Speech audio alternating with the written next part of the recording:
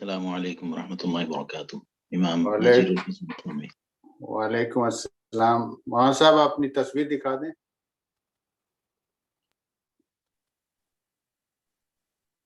Thank you, बहुत बहुत शुक्रिया। माशाअल्लाह, नूरानी चेहरा। शुक्रिया आपका, मेहरबानी। Distinguished guests, dignitaries, representatives, parliamentarians, religious leaders, community representatives, and members, Assalamu alaikum. Peace be upon you all. My name is Fasiuddin Khan. I am Secretary of Indian Christian Society of Australia and will be the host for today's event. Before program begins, there are few housekeeping rules, even in the time of pandemic and virtual platform like Zoom. Please mute yourself to minimize the background noise and from any type of interference. Number two, for any concern, questions, and clarifications, please write in the chat box. Number three, there will be no tea break, but participants can have their own tea at comfort of their lounge. This is the beauty of Zoom and virtual program. You can rest and enjoy from within your lounge. Thank you again. As per our protocol, we begin our program with the recitation of verses from Holy Quran. And for the purpose, I would like to invite Abbas Jafar, who is year 7 student, to recite the verses. Abbas Jafar. أعوذ بالله من الشيطان الرجيم بسم الله الرحمن الرحيم والضحى والليل إذا يغشى ما ودع على ربك والليل إذا سجى والليل إذا سجى ما ودعك ربك وما قال وللآخرة خير لك من العلا ولا سوف يعطيك ربك فترضى ألم يجدك يتيما فآوى ووجدك ضالا فهدى ووجدك عائلا فأغنى فأما اليتيم فلا تقهر وأما السائل فلا تنهر وأما بنعمة ربك فحديث صدق الله العزيز الحكيم. Now I would like to invite Abid Jafar, who is year 6 student, to read the translation. Abid Jafar.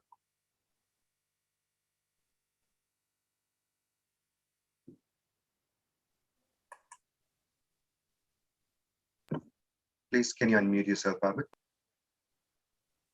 By the glorious morning light, and by the night when it is still, thee God and Lord hath not forsaken thee, nor is he displeased. And verily the hereafter will be better for thee than the present.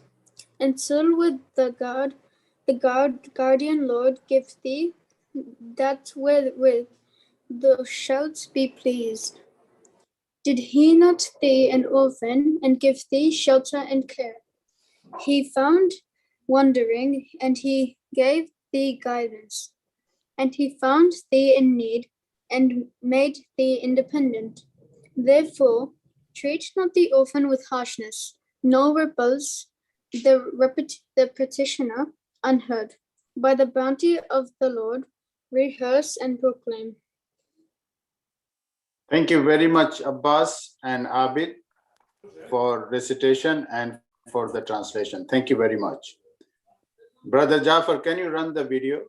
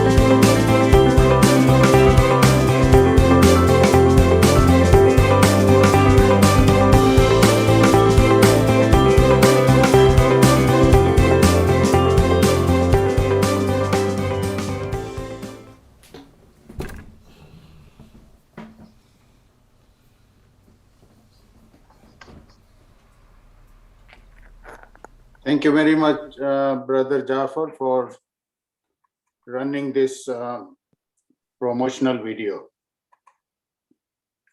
On behalf of members and executive committee, I welcome you all in this fourth interfaith program, which we launched first time in New South Wales Parliament in 2018. When ICSOA was founded, apart from other objectives, Interfaith was considered one of the most important charter of ICSOA. And ICSOA is committed to promote interfaith, religious coexistence, religious harmony, and religious tolerance. Today's program is the part of that initiative. ICSOA believes that interfaith dialogue, discussion, and debate is essential to enhance religious tolerance and promote peaceful coexistence. Interfaith dialogue will certainly help overcome the sectarian divide and bridge the differences that will help in mutual understanding, ushering an era of peace, tolerance, and equality among citizens. There will be no peace among nations without peace among religions. There will be no peace among religions without dialogue among religions. And ICSOA is fully committed to continue this journey of bringing people together. Role of ICSOA is always to spread peace, think peace, bring peace, talk peace, and act for peace. According to the verses of Quran, our God and your God is the same, one. To him we peacefully surrender. And thank you very much for listening to me and for the importance of this event. Now I would like to invite our president, Mr. Abbas Raza Alvi. Mr. Alvi, whose strength is social work, human rights, environmental protection. He is committed in promoting, propagating, and advocating equality, fraternity, freedom, diversity, multiculturalism, tolerance, peace, and interfaith. He is the one who founded and built Australia-India Chamber of Commerce, and he is founding president. He is a poet, writer, creative artist, music composer, and a loving father. He built, strengthened, and introduced the ICSOA among diverse communities, and he has taken ICSOA under his leadership to a different direction and to very higher level. I would like to invite Mr. Alvi to share his thoughts. Please welcome Mr. Abbas Raza Alvi. Thanks a lot, Fasibhai. Thank you very much. I don't really need so much praise, but thanks in any case for your words. I acknowledge my presence in the land of the indigenous people where I'm located now in Dharuk, Western Sydney, and I respect all of them who have given us this opportunity that we can share our thoughts, we can share our culture, we can share our feelings, our religious feeling, non-religious feelings in the community. Thanks a lot for everyone. Respected Rabbi Zalman Kestal, respected Father Patrick McInerney, Maulana Nazirul Hasan Thanvi Sahab, Honorary High Commissioner of India, Mr. Manpreet Vohra ji, Honorary Jihaddeep, Honorary Dr. Jeffley, Honorary David Shubridge, Honorary Commissioner of the Racial Discrimination, Honorary Chin Tin, Mr. Peter Dukas, the Chair of the ACC New South Wales. And certainly I want to acknowledge the presence of Honorary Mr. Vijay Kumar, who was the Consul General, then he was the High Commissioner, he was the Secretary, and we are blessed that he has joined our program. Thanks a lot, Vijay Bhai. Honorary Lee Redden, who was the first speaker in our program from the Greens Party. And of course, I have the presence of Councillor Karen McIntyre from Penrith. There's a Councillor Glenn Elmore is there from Cumberland Council.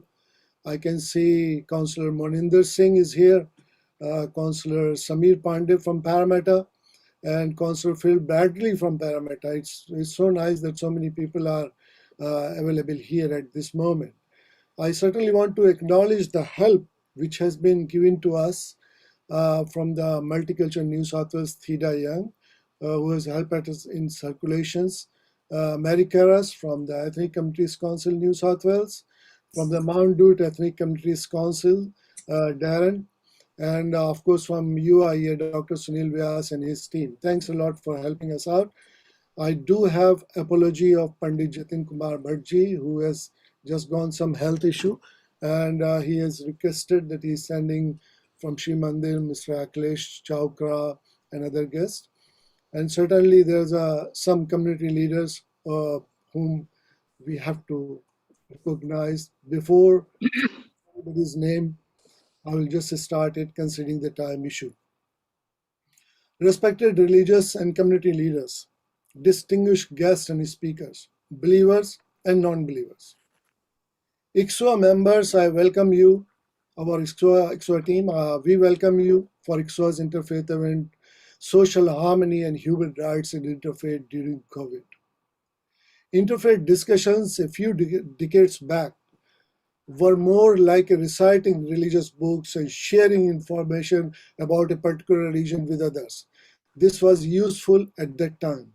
But now, considering the present deterioration of the community harmony worldwide, interfaith forums and events now need a serious thought process and probably different approaches and strategies to achieve fruitful results to solve the community issue during the current difficult time.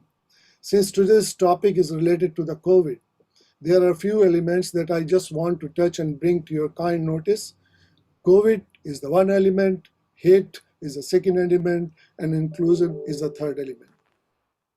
Before I go further, I just want to remind, and some of you already aware about that ICSOA's dedicated health team consisting of our Indian doctors, Dr. Habib, Dr. Shakil, Dr. Suleiman, Dr. Zakir, Dr. Ali, Dr. Ahad, Dr. Zainab, and many more other doctors.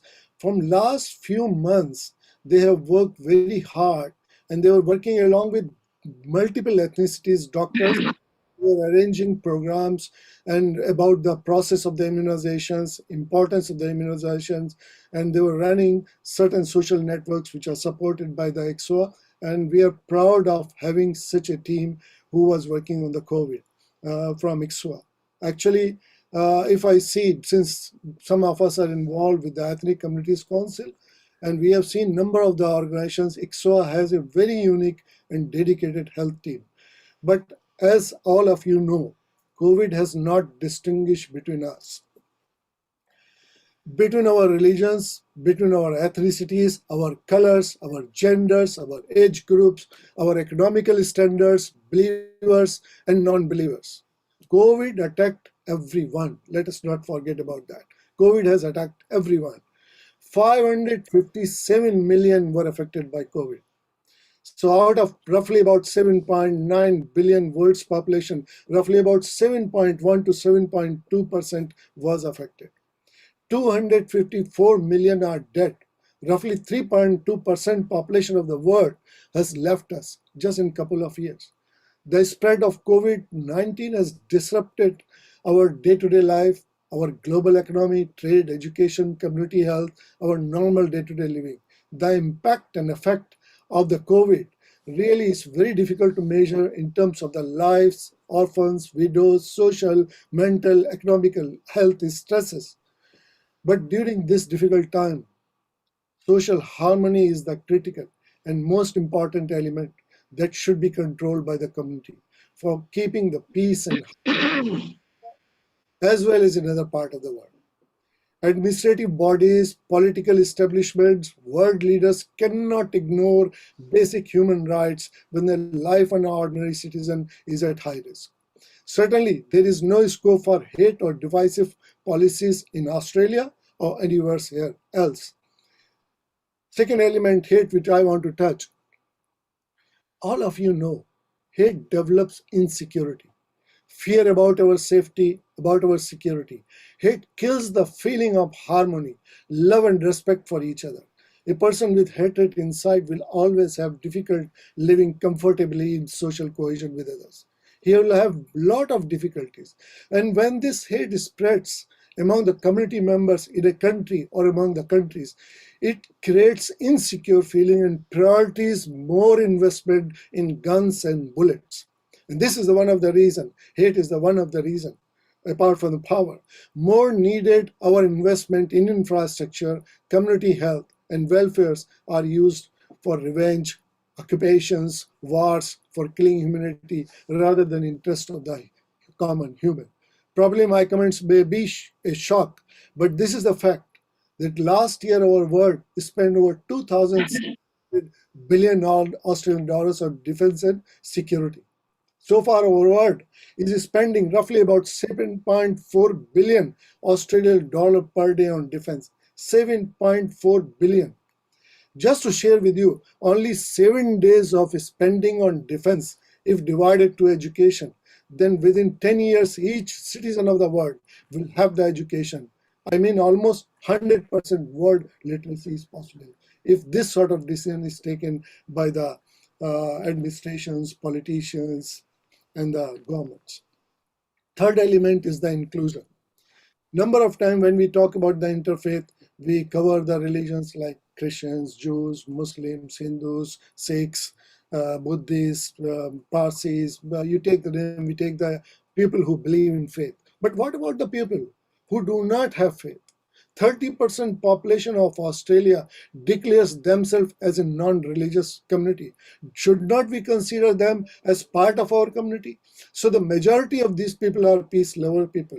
I think that interfaith groups, as on today, at least 30 or 40 people are from the interfaith groups, or various interfaith group on today's event. Please give a thought. Give some opportunity and prompt us to rethink about our future actions and our stance. And let's be the people who believe in faith. The people who do not have the faith should join together on this exercise to bring the peace and harmony in the world. It is important to join hands together to keep the community social cohesion, peace and harmony in Australia, in all over the world. The purpose of our faiths, religions, is to control ourselves, not to criticize others. And a genuine interfaith dialogue sees only good in all religions. Oh, Australian mate, we do not need hands for holding the guns or kill others in the name of security, but we need hands for shaking everyone to spread love and peace and harmony. With these words, I welcome all of you to listen some of the very, very excellent speakers who knows about this particular subject and will like to share their thoughts.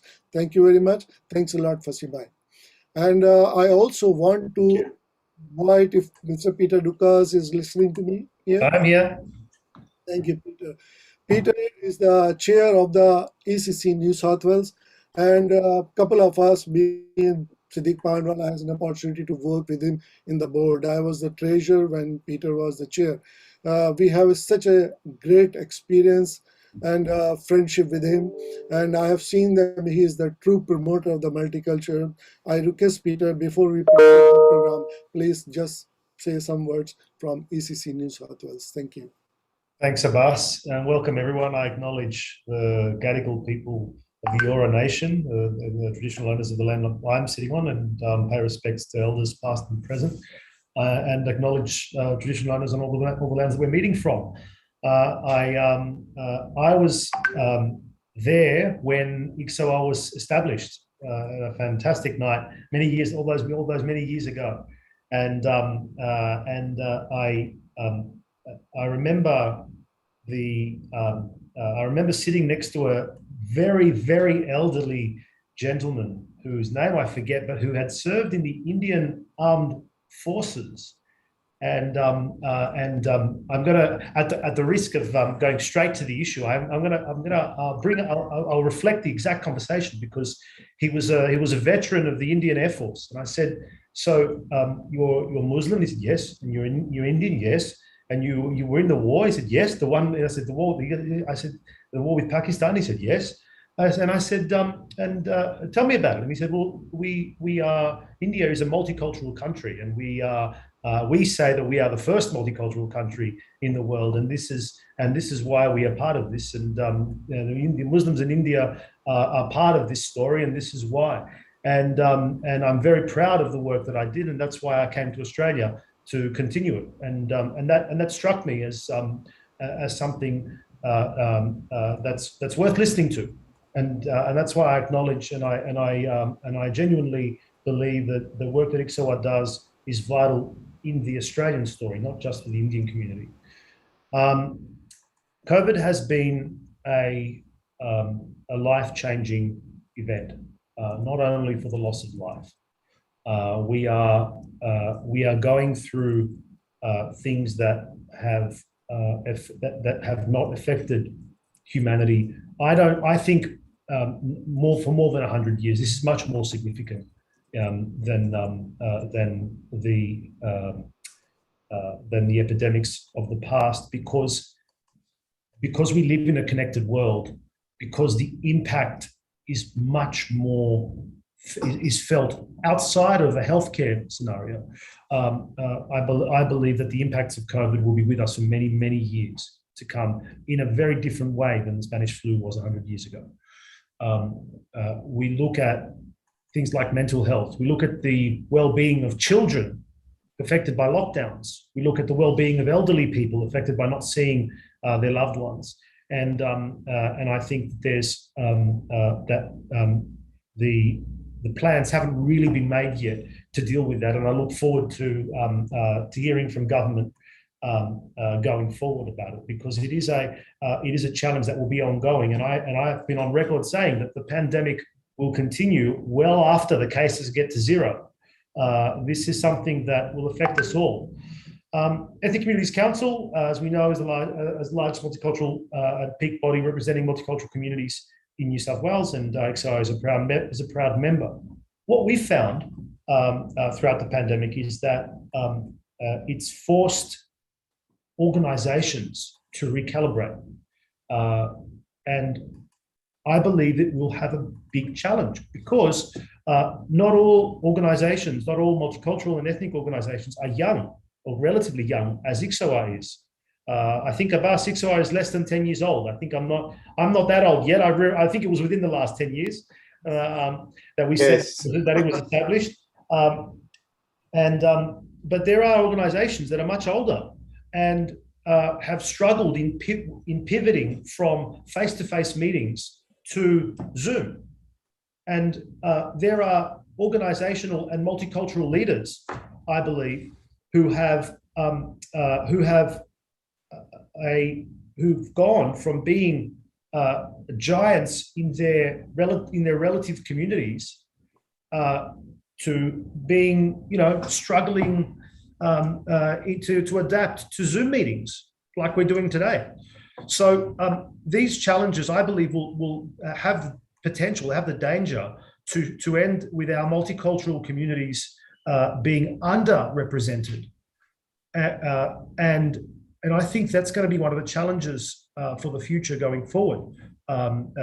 Ethnic Communities Council has acknowledged this. We're going to be launching a program next year to use our premises as a base for organisations to conduct face-to-face meetings in a COVID-safe way. It's going to be expensive, we accept this, but this is the kind of things that we hope to be doing. The difficulty is obviously how you balance that, how you balance the pivot back to a form of normality.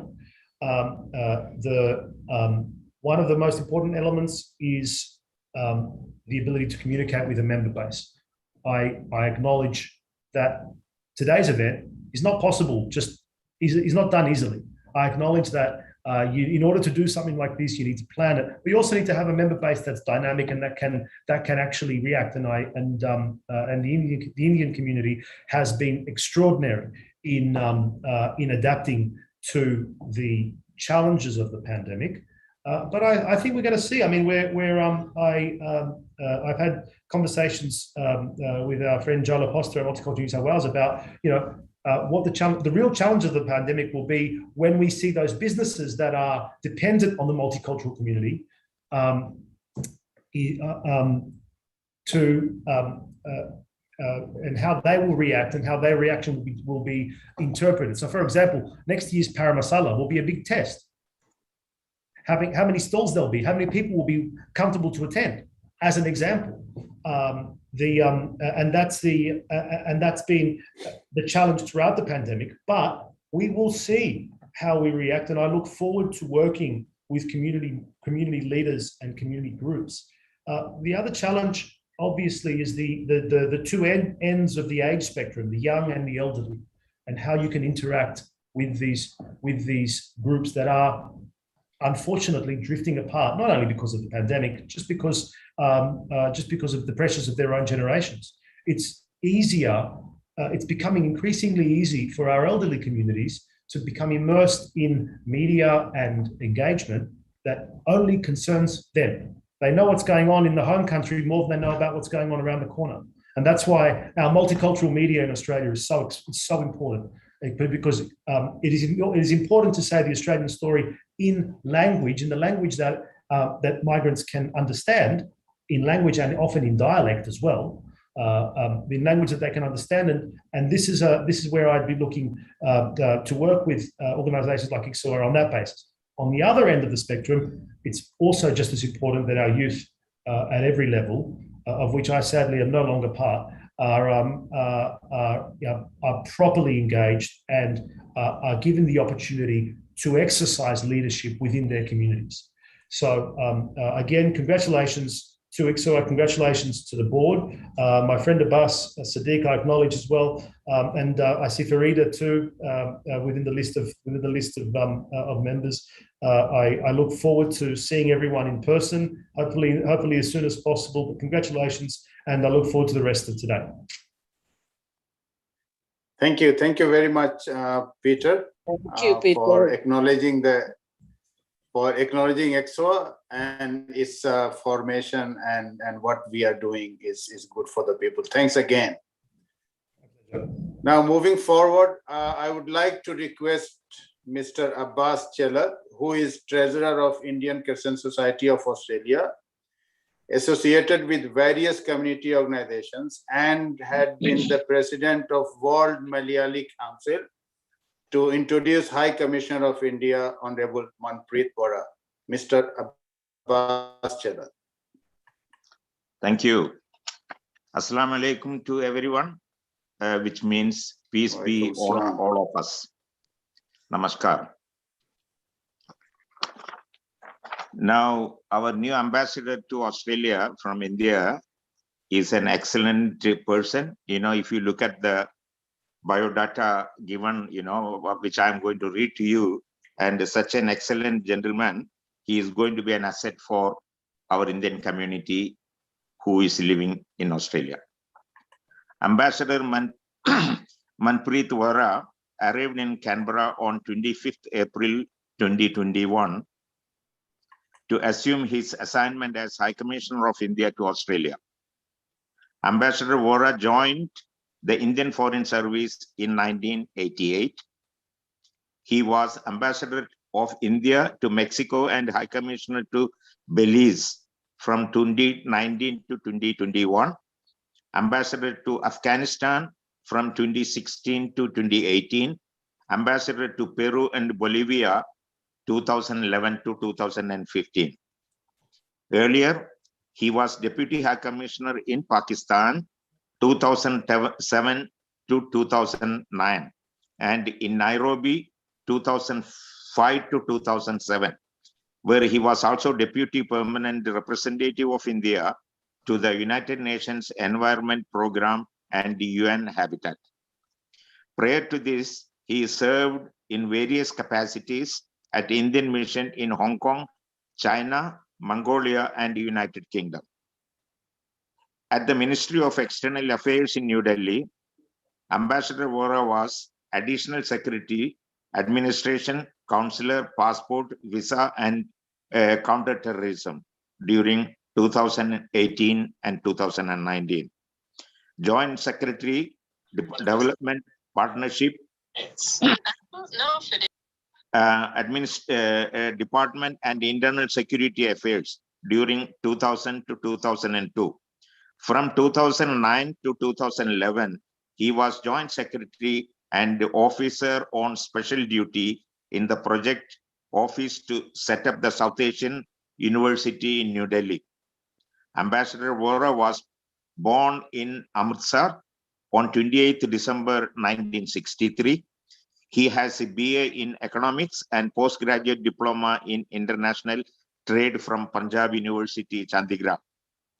He was a Chevening Scholar at Oxford in 1999 to 2000, where he obtained a certificate in diplomatic studies. Ambassador Vora is married to Naseem. They have a daughter and a son. Wonderful. And we welcome Mr. Vora to this forum. Thank you. Welcome, sir. Thank you, Abbas Sahab, for that fulsome introduction. And may I also thank the speakers before, Alvi Sahab and Peter Duka Sahab, for their extremely wise words. They really spoke from the heart, and I think all of us seeing them and listening to them could feel the passion with which they spoke. Thank you very much for that. Namaste once again, everyone. Good morning, good afternoon, good day, wherever you might be. Assalamu alaikum, Sat Sri Akal, Shalom. It's really wonderful, and I'm very, very happy that you've made me a part of this important event today. Yesterday, the 16th of November, was the International Day of Tolerance. It was so inscribed by UNESCO in 1994 to mark the 125th birth anniversary of Mahatma Gandhi and pay tribute to his values of peace, non-violence, and equality. The following year, 1995, was proclaimed by the United Nations as the Year of Tolerance. Member states of UNESCO adopted a Declaration of Principles on Tolerance.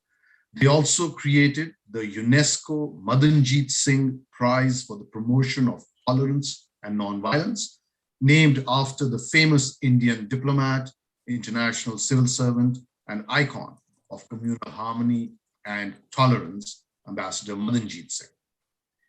Subsequently, 2013 saw the start of the International Decade for the Rapprochement of Cultures, which is committed to consider new articulations between cultural diversity and universal values. The Office of the UN High Commissioner for Human Rights has a committee on the elimination of racial discrimination, a special rapporteur on contemporary forms of racism, racial discrimination, xenophobia, and related intolerance, and another special rapporteur on freedom of religion or belief. Why is all this necessary? Why do countries and organizations, individually and collectively, publicly and privately, expend so much effort and resources in this direction? It is because, sadly, despite globalization, international travel, and intermingling, there is still inadequate level of mutual understanding between peoples and cultures. It is because, sadly again, despite rising wealth, prosperity, and education, there is also rising levels of extremism and fundamental disregard for the basic tenets of our religions or faiths and for human life itself.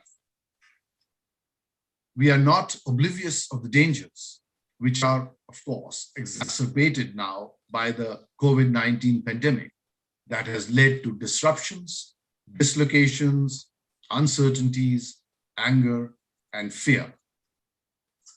Which is why events such as this and the Indian Crescent Society of Australia deserve our respect, gratitude, and wholehearted support.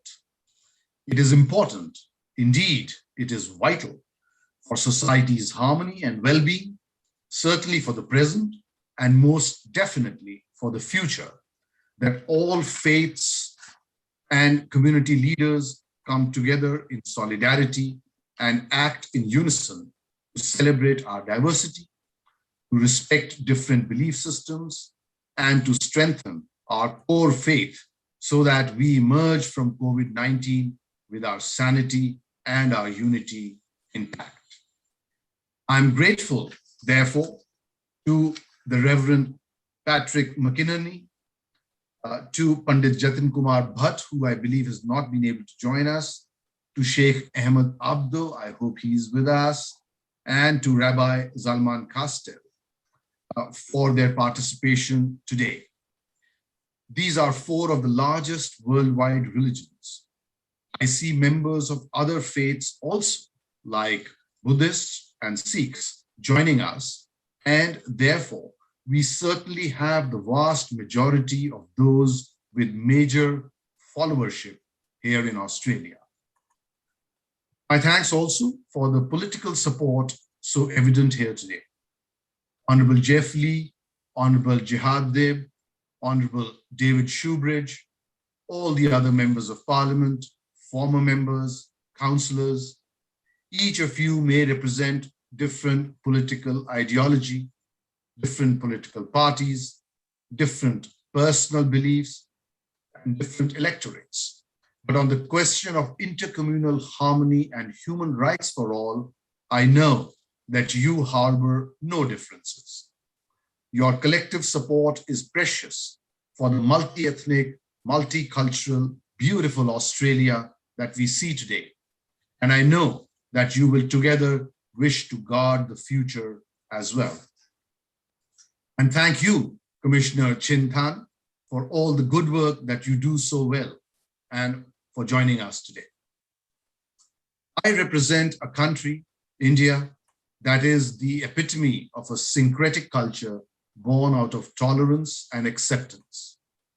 Many of you may know that Christianity arrived in India as early as the year 52 AD, and Islam too, very soon after it emerged from the Arabian Peninsula.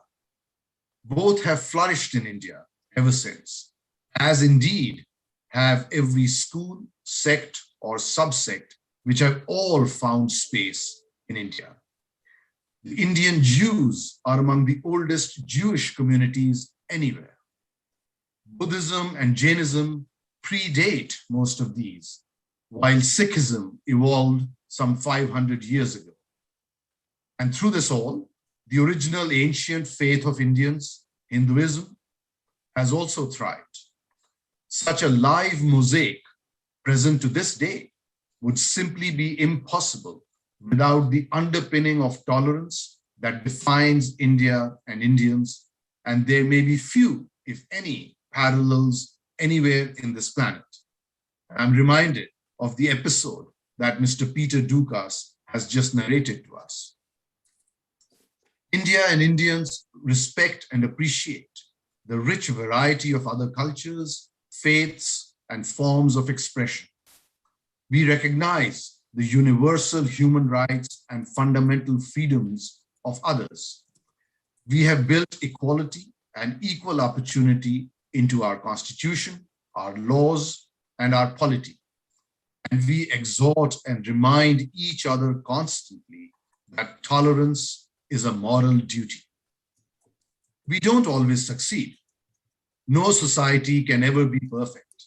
India, Australia, Europe, Americas, we all have our fault lines, and there will always be groups and forces that think otherwise, that would prefer exclusion of others, that would lead us to fear and to hate. This is what we all must guard against as a daily article of faith. We must all educate our peers and our children better, be on our guard, counter misinformation and disinformation, differentiate between facts and opinions, and isolate those who go against the grain of truth, tolerance, and respect for everyone. This is what we have gathered to highlight today. And under the shadow of COVID, with all its consequences, your efforts are, therefore, all the more relevant and salient. And I thank you all once again for your noble and invaluable services, which make a difference, not only to Australia, but I believe will no doubt resonate worldwide. Thank you. Namaskar. Assalamu alaikum. Jai Hind. Namaskar.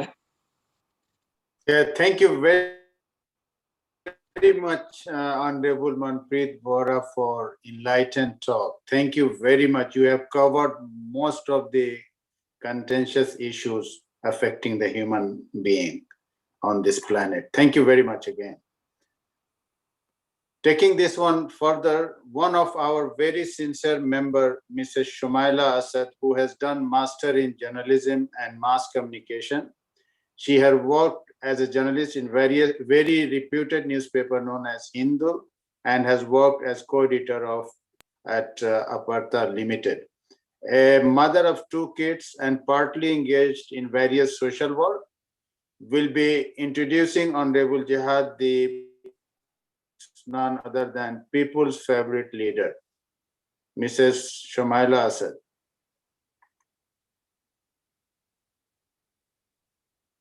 Please unmute yourself, Shumaila. Assalamu alaikum, everyone. It's a great pleasure for me to introduce our speaker, Honorable Jihad Dib.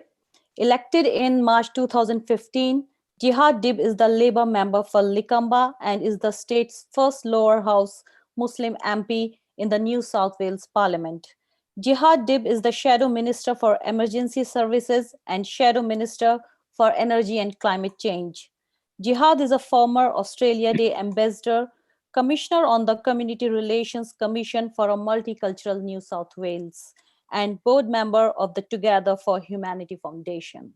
Also, Jihad was recognized as the 2011 Principal of the Year and received the Director NSW Public Schools Principal Award, and was awarded the New South Wales Pride of Australia Medal in the Inspirational category.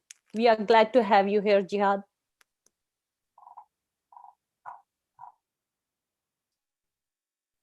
I think Fusibai, he has gone to the parliament because there is a voting is going on. So okay. Please take the next speaker. Thank you. What about Jeff Lee is around? Or he has also gone for voting. Jeff Lee is here. He's here. Okay. How he left the voting? I skipped school. I wagged school. Okay. you must be very confident that your bill will be passed from your party. Oh, no. Yeah, another our dedicated and devoted member, Mrs. Amreen Sheikh, who is a cosmetologist by profession and currently working with the Ministry of Health. She migrated to Australia 6 years back from Mumbai, India, coming from a very cosmopolitan background. Amreen has very active helping people, especially women from different countries and cultural background. She intends and aspires to play a constructive role in building a strong intercultural relationship between different societies in Australia. I would like to request Mrs. Amreen Sheikh to introduce our very honorable leader, Jeff Lee. Mrs. Amreen Sheikh. Thank you, Fasi sir, for such a warm introduction. So I would like to introduce Dr. Jeff Lee. He is a member of the Parliament and the Minister for Skills and Tertiary Education. He is committed to delivering world-class skills in education for New South Wales. He is passionate advocate for the Western Sydney and its diverse communities. Mr. Lee is also the driving force behind the NSW government's ongoing commitment to Parramatta, with more than $5 billion committed to build vital infrastructure over the next 4 years. Infrastructure that will be greatly improve the life of the people of Parramatta for generations to come. So Mr. Lee was first elected as a state member of Parramatta in 2011 and returned in 2015. This is the first time in 60 years that the state seat of Parramatta has been held by a Liberal Party for 3 consecutive terms. So Mr. Lee holds a Bachelor of Applied Science from Hawkesbury Agriculture College and a Master of Business Administration, and also a Doctor of Business Administration from Macquarie Graduate School of Management. Prior to entering politics, Mr. Lee was an award-winning business owner, then a TAFE teacher, lecturer, and later the Associate Dean at the Western Sydney University. His research and publication cover small business, online learning, and adult education. As a past business owner, Mr. Lee continues to champion small business as a key driver of innovation, economic growth, and local jobs. His academic career has reinforced his passion and strong advocacy for lifelong learning. Welcome, Mr. Geoff Lee. Well, thank you very much, Amrin, for that more than generous introduction for you. And it sounds like I'm very old. You don't look old. It's amazing what you can do by the age of 25. You've achieved at a very young age. Can I? It's an honor to have you.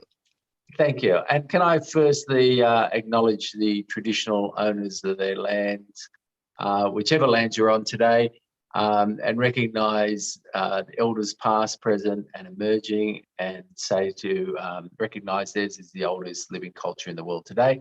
Can I firstly acknowledge the High Commissioner for your speech and your thoughts about social harmony and human rights during COVID. And I too would say that we need to recognise that whilst Australia claims to be and is the best multicultural society, India has had a long tradition of multicultural, multi-faith society and working with each other over the many of the millennia in terms of a community made up of people from right around the world and different belief systems and different viewpoints, and what a wonderful democratic society it is. Can I also congratulate the Crescent Society, the Crescent Society, for putting on today and your continued work in the space of social harmony and human rights. And I think today's testament and the lineup of people you have is especially important to share the dialogue and see what we can do in terms of communities and community leaders, what we can do in the future to continue Australia being such a wonderful society. Can I preface my comments certainly by welcoming all the community, civil and social and religious leaders we have on the line today. There's a stellar cast. My comments are made as the member for Parramatta, and it just makes it easy for me to say things that as a minister I can't probably say, because we do have a minister for multiculturalism. But I was the minister for some, acting minister for most of that time, but most of it was nearly 2 years of being the Minister for Multiculturalism in the New South Wales government. And I think, as I said, that New South Wales and Australia can rightly claim that it is one of the most multicultural, multi-faith societies in the world, and it is one of the most harmonious places to live in the world. And we all seem to get along very well in society. We have over 300, and we come from, in New South Wales alone, 307 different ancestries. We have something like 146 different religions, and we speak 215 different languages. So clearly we are a multicultural society, nowhere better than my own seat of Parramatta, where over 50% of the population were born overseas. So I think it's fair enough to, and it's appropriate that we claim that title of a world-leading harmonious community. And that diversity really adds to our productivity, not just in terms of economic benefit, but in terms of our social capital and working together. But as Your Excellency, the High Commissioner said, that it would be naive to think that we don't have problems, we don't have problems from time to time. And quite often we're aware of people who want to destabilise our society by vilifying, denigrating or causing trouble in our society, and then producing social distress. And can I say that we have various laws that are enshrined in our legislation I've been a supporter of those laws, including 18C and other discrimination, anti-violence laws and things. And I think what we do as legislators need to do everything we possibly can to make common sense decisions. However, we must say from time to time, things do go wrong. But I always say whenever, especially when I was minister and as a parliamentarian, governments can't do it alone. So we call upon all of the different communities, no matter what religion or faith or cultural background you come, that we can't do it together. The community has to be part of the solution. The religious leaders have to be part of that solutions. We can make all the laws that we want. We can stand up there and say anything we want, but it's really up to the community to back us in and be the eyes and ears and work together when we do see issues occurring.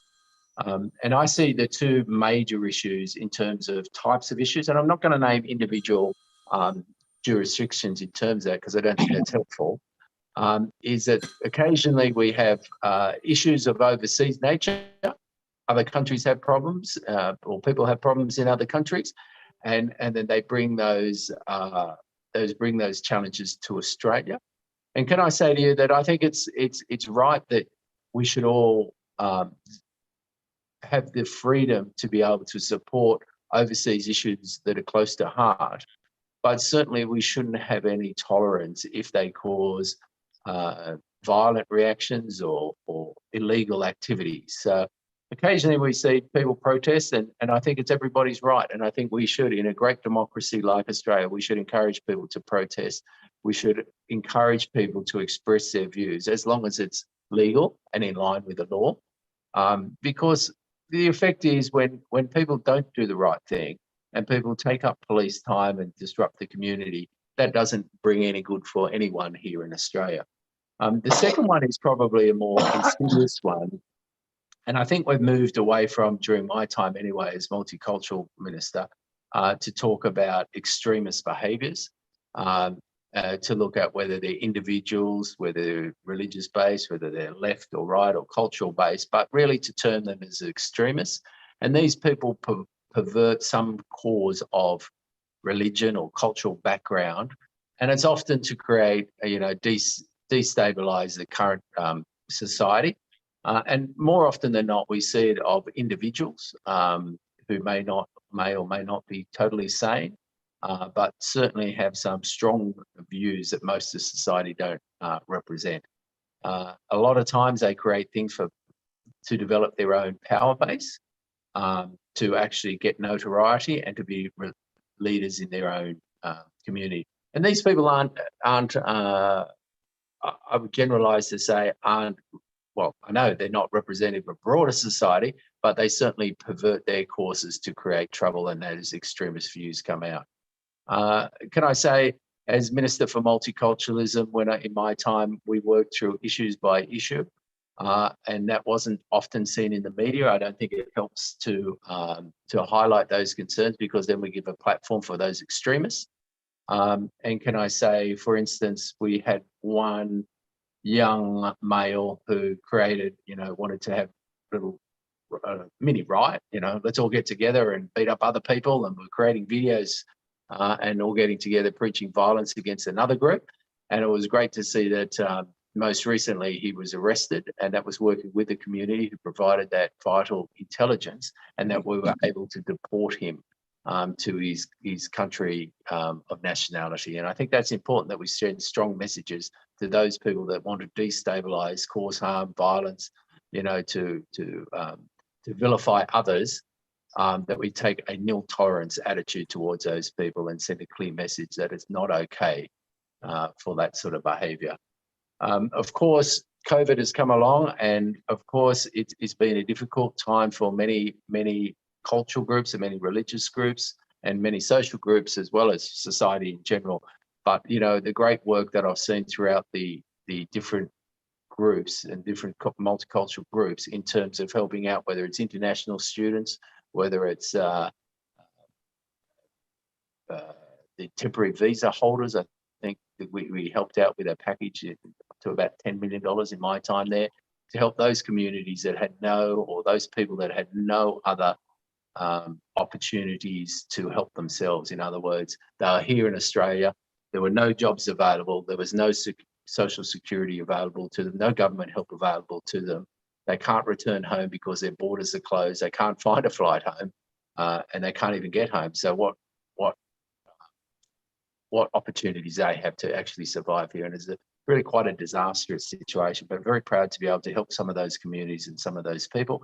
And I saw a lot of help from the multicultural communities of every different faith, every different religion, every different community come together and provide essential services, whether it's food or medicines or housing or even counselling. I thought that was particularly good in terms of us as Australians and people who are living in New South Wales actually coming together to address those difficult situations of the people that need a hand in a difficult time. But can I say from a personal perspective that I think us today as leaders, and I looked at everybody here is obviously a leader in their community. One of the things that I've noticed is that we need to send the right messages, the nil tolerance for violence and discrimination and vilification, that what we say and what we do actually makes a difference for the communities that we represent or the communities that we actually serve. And can I say that as community leaders, each of us needs to be very careful in what we say and what we do in terms of the unanticipated consequences of our actions. Quite often, someone will take offence to that. And it's not, I don't think it's malicious as community leaders, but I think it's important. That's why I couch my words carefully, well, not so carefully, maybe sometimes, in terms of what I try and say, is because I think people can take it the wrong way. And I think as a community that what we say and do makes a big difference. So what I'm trying to say is we all are part of the solution to improve our social harmony and human rights. I think during COVID has been especially difficult. But I think if we all have respect and tolerance and we continue to promote that message, 99.99% of people in Australia are here and they want to contribute to society. It's those extremists, those that prefer, a cause to give themselves notoriety or for some spurious ideology that the majority don't represent cause a problem. So I think it's important that if we all recognise tolerance and respect for those others, I think today and our future society will be much better. So thank you for the Indian Crescent Society for today's event. Fantastic work once again, and it was great to catch up with you.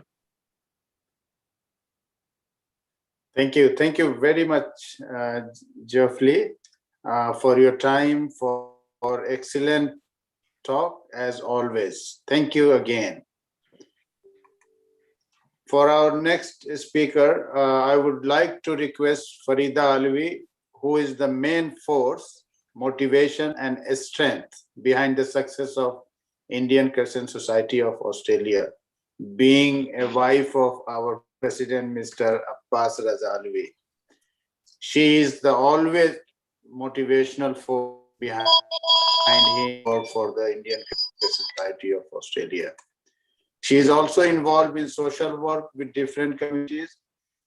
She will be introducing another popular leader who speaks his mind and champion of humanity, equality, freedom. Please invite Honorable David Shobridge. Farida Alvi. Good afternoon, everyone. Respecting the traditional land of the Darug indigenous people, past and present. Today, I'm here to introduce David Shobridge, who is a Greens MP in the New South Wales Parliament, serving successfully in the state's upper house since 2010. His immense and tireless work has been recognized as a voice for social justice and public accountability over more than a decade, serving as Greens MP in the New South Wales Parliament. David played a leading role in many other campaigns, including the protection of New South Wales national parks from hunting and saving local councils from the forced amalgamations. David works closely with First Nations families on deaths in custody, over policing and protection of important heritage landscapes and forests. He has stood up for injured workers and successfully moved for landmark laws to enable frontline workers who catch COVID-19 to typically covered by workers' compensation cover. David has worked extensively with diverse groups to promote human rights and social cohesion, both here and overseas. Working inside and outside of Parliament, he was involved in the successful campaign to save the Powerhouse Museum. His key roles and future plans are highly remarkable, as to establish a federal ICSOA, drive immediate action on climate change, champion the right for all people to have safe, secure, and affordable home, ensure workers, households, and First Nations communities obtain real benefits from the renewable energy solution, work alongside First Nations people for truth, treaty, and justice. His calm and pleasing personality has secured a special place in the communities of this society. Please welcome David Showbridge. Freda, thank you for that very, very generous welcome. And I am so sorry that I'm going to have to rush off very, very briefly to go back downstairs into Parliament and vote on a motion. But can I first of all acknowledge we're on Gadigal land and pay my respects to those. Is this coming through? Can you hear me? Good. I want to pay my respects to elders past, present, and emerging of the land on which the Parliament stands. And can I also do a big thank you to the Indian Crescent Society of Australia, not just for this interfaith dialogue that you're doing, but for the work you do year in, year out in support of interfaith dialogue, working in Australia and in India. And it's an enormous credit to you that you have so many people coming and participating in the event. Can I acknowledge the High Commissioner? To acknowledge religious and community leaders. I particularly want to acknowledge Abbas and the work he has been doing for the Indian Crescent Society. And I say to all of you, Salam Alaikum. This is a moment when we can reflect on what's happened with COVID over the last 18 months. And what we have heard, and we've heard it from other speakers, COVID does not discriminate.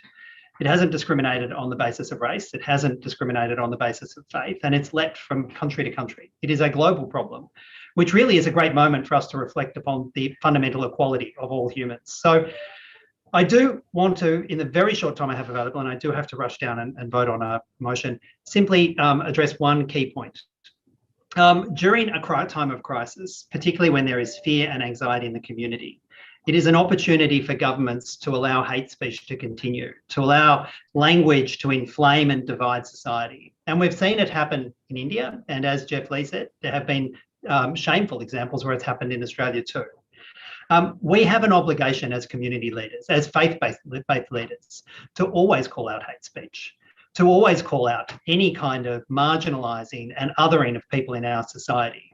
And that is a fundamental obligation if we want to live in a multicultural society. And I know that the High Commissioner's presentation speaks highly of multicultural India, and we hope to look to India as an example of a thriving, successful multicultural society. But that can only be true if political leaders in India call out hate speech and call out the marginalisation of communities and call it out whether it's on the basis of politics or faith or race, but it must be called out in India. And we have the same obligation here.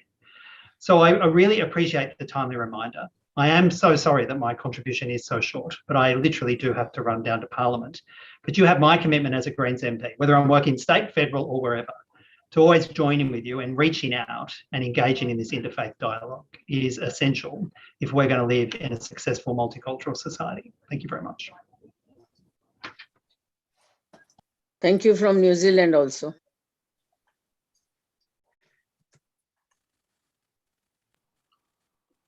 Hi, Amreen. Thank you very much, David. Yes. Fasimai, before you add it, just want to add it. I have seen few people have joined from overseas. There is a Dr. Mansoor Zaidi, who is one of our senior most Indian who was living here and gone back to USA, now settled down there. I have also seen the Suman, who is the chair of the Global Organization of Persons of Indian Origin, join us from the New Zealand. And there's a number of people I've seen who have joined us from India. So thanks I welcome every one of you. Please go ahead. Jihadi, that's good. Already. Thank you. Thanks. Shumaila, can you hear me? Yes, I can. Shumaila? Yeah. Yeah, the Shumaila, can you introduce Jihad Dib? Okay. Yeah. Assalamu alaikum, everyone.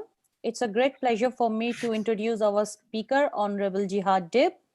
Elected in March 2015, Jihad Dib is the Labour member for Likamba and is the state's first lower house Muslim MP in the New South Wales Parliament. Jihad Dib is the Shadow Minister for Emergency Services and Shadow Minister for Energy and Climate Change. Jihad is a former Australia Day Ambassador, Commissioner on the Community Relations Commission for a Multicultural New South Wales, and Board member of the Together for Humanity Foundation. Also, Jihad was recognized as the 2011 Principal of the Year and received the Director NSW Public Schools Principal Award, and was awarded the New South Wales Pride of Australia Medal in the Inspiration category.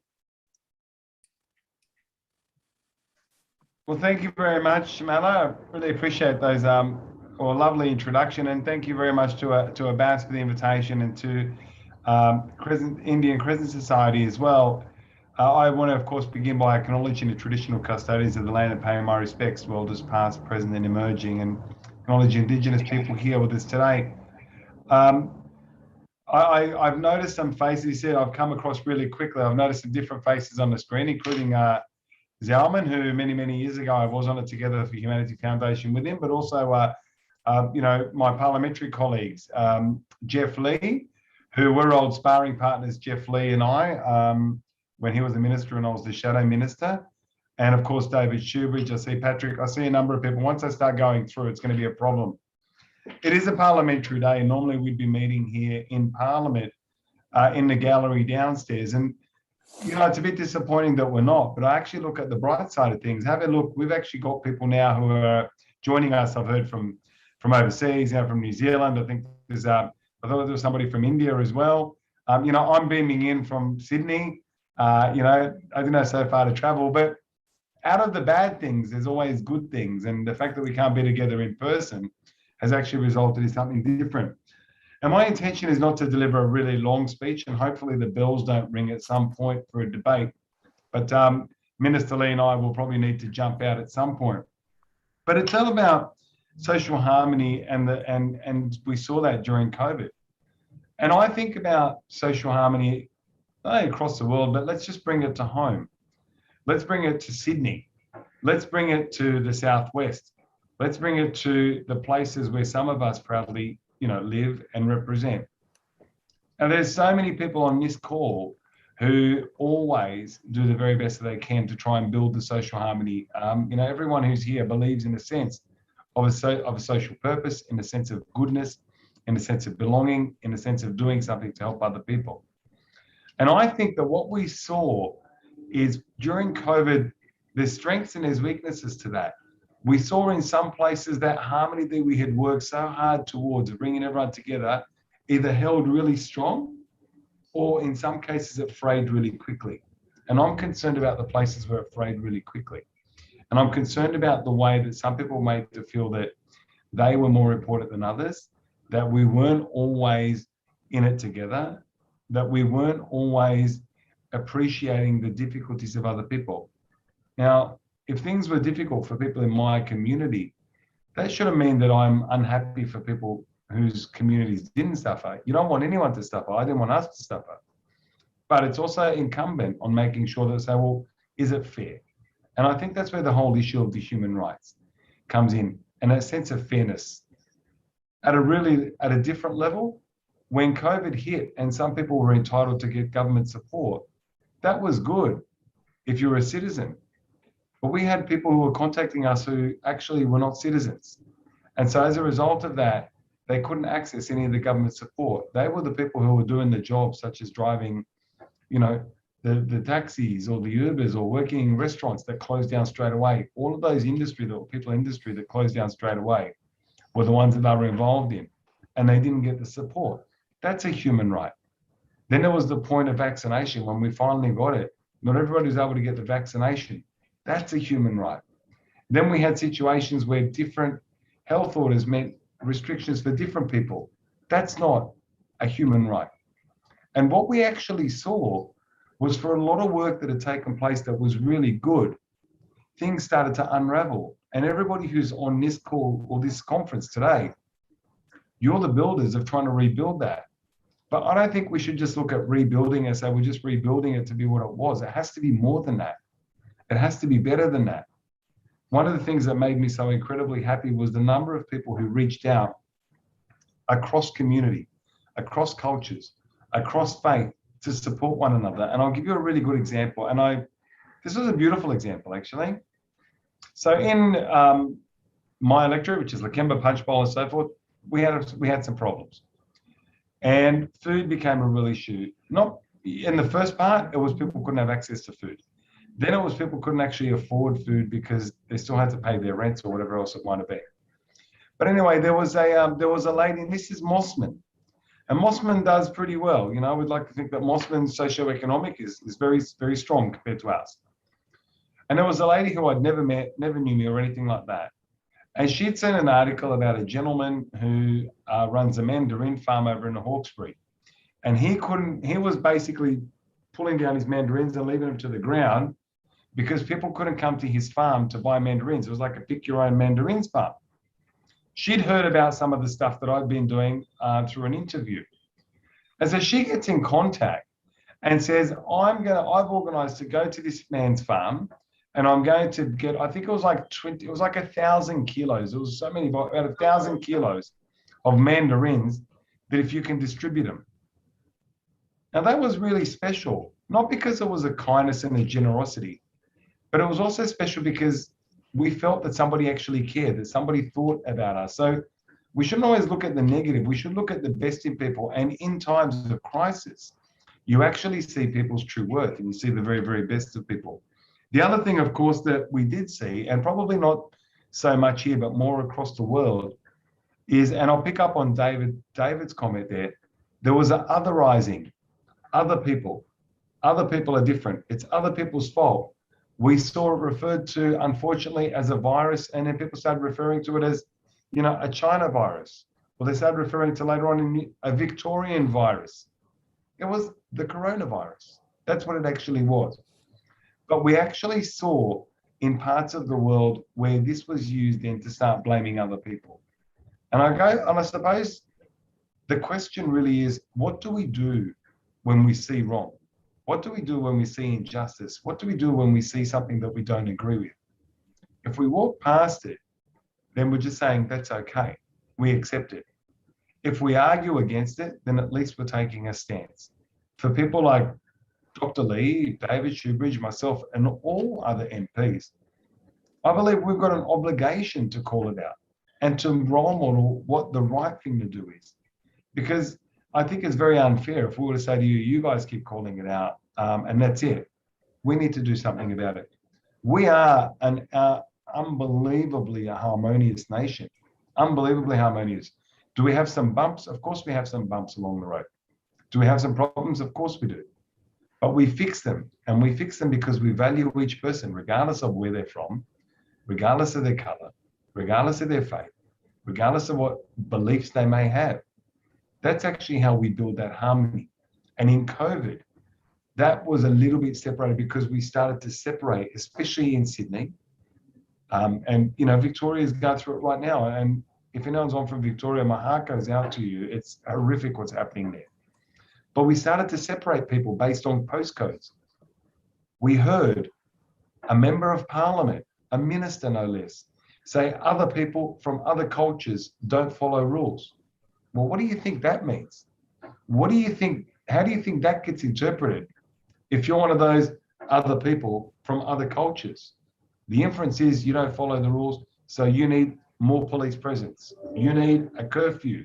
You need papers to be able to travel. And I said that in a speech last week. Never in my life would I have thought that in Australia I would need to print off papers and a permit to travel from point A to point B. Never in my life. And the problem was when it was because you were from one particular LGA or one of 12, we were then ultimately separated. And that is the idea of the human rights. Now, that may be at a low level in terms of, I mean, people are getting killed overseas. That's much more serious. But we deal with the problems that we have and the social harmony. And the stuff then that I see, the reason we don't let it go, and because you don't let your history go. The reason we don't let it go is because it's something small, we can get by. So when somebody says other people from other cultures and we don't say something, and then somebody else says, you know, why should Sydney suffer from the sins of a few? The inference being that, again, the people in those 12 LGAs are sinners and it's their fault. When we let it go, it just keeps that narrative and that perspective that these are the other people that are doing the wrong thing. In the same way that when we let hate speech go, when we let anti-Semitism go, when we let anti-Islamophobia go, when we let actions that are happening overseas go, when we let it go because it doesn't affect us personally, then we're actually not doing the right thing, but we're empowering people who have a hate speech agenda, who have an agenda that says that they are better than somebody else. And no person is better than anybody else. We might work different jobs, but nobody is better than everybody else. So yes, COVID highlighted the gaps in our society. It also, I think it identified and exposed where things are a little bit superficial and a little bit shallow. And it's our job together to make sure that we do it better. That's how we actually build it, you know, and we all need to play a role in that. So I think if I sort of stop there, just because I'm also noticing that there'll be a debate on in a few minutes, 10 minutes. And I don't know about how it's going with these questions or whatever it might be, but I hope that I was able to articulate the thoughts and why it's so incredibly important that we all stand up for each other. If there's an act of anti-Semitism and I as a Muslim don't say something about it, then how can I expect somebody also to have the feeling for when something happens to me? Or if something happens to a Sikh brother or sister and I don't say anything about it, or something happens to an Indigenous brother or sister and I don't say anything about it because it's not me, then that's the wrong attitude. The attitude is that we are actually all in this world together, that we are all different and we shouldn't all be the same. That would be boring. Imagine if we're all the same, that'd be so boring. But we should all make sure that we respect one another and we make sure that we defend one another. Because when somebody attacks a human right of one person based on their difference, then they will do the exact same thing to another person. And so that's a really key message that I would always say. And I hope that you've seen through my actions, I'm never afraid to stand up for the things that I think are right and the things that are important to say. And that doesn't mean you complain about everything, but it means you don't let things go. I mean, to give you one last example before I jump off, only a couple of weeks ago, and I'll post it up on my Facebook, and I was advertising my Facebook here, I spoke about religious vilification and about the fact that religious vilification is a real problem. And for some people, it may not be a problem, but for others it is. And if it's a problem for some, then it's a problem for all. And that's the mindset that we need to start having. Not, it's not my problem, so I don't care. It doesn't affect me, so I don't care. Rather, if it's one problem for one, then it's a problem for all. And I think that's a really important thing in terms of how we build more social harmony, how we address the issues that we saw during COVID and we deal with them, and how we make sure that if, and God forbid we're never there, but if we're in a situation like that again, we don't ever make people feel like they are being ostracized or blamed. It's not about blame, it's about trying to find a solution. So Abbas, thank you again so much. I'm sorry we couldn't host you in the Parliament today. I look forward to next year.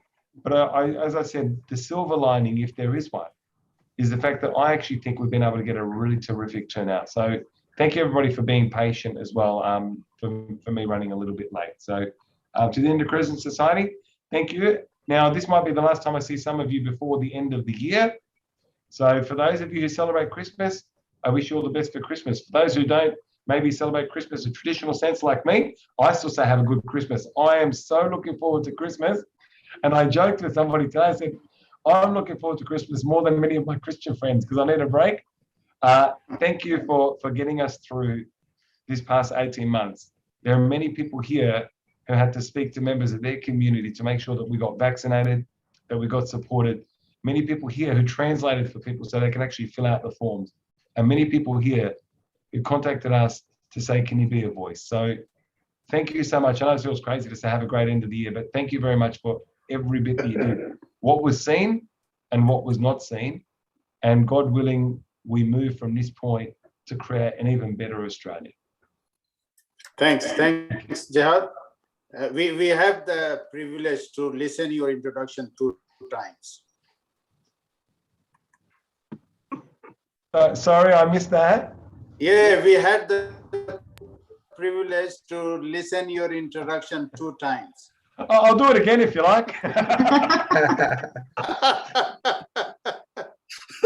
And nice to see the change after the COVID. Yeah, thank you. Thanks, Jihad, for your time and covering the topic in a larger context. And very well, you have exposed the issue which was faced by the community during the COVID. Very well. Thank you. And I love your beard, Jihad. I've got to say the beard, I'm not sure you said it, but the beard has become funny. The best thing about the beard is it covers up the receding bald patch. So but there's been a lot of commentary about the beard. I think everyone loves it except my wife, my mum and my dad. And my mum's funniest story, I love it, but my mum was the funniest. She says you got to get rid of your beard. I said, oh, mum, she said, no, it makes you look old. And I said, mum, it's okay. And then she said, okay, Jihad. The truth is it makes me really old.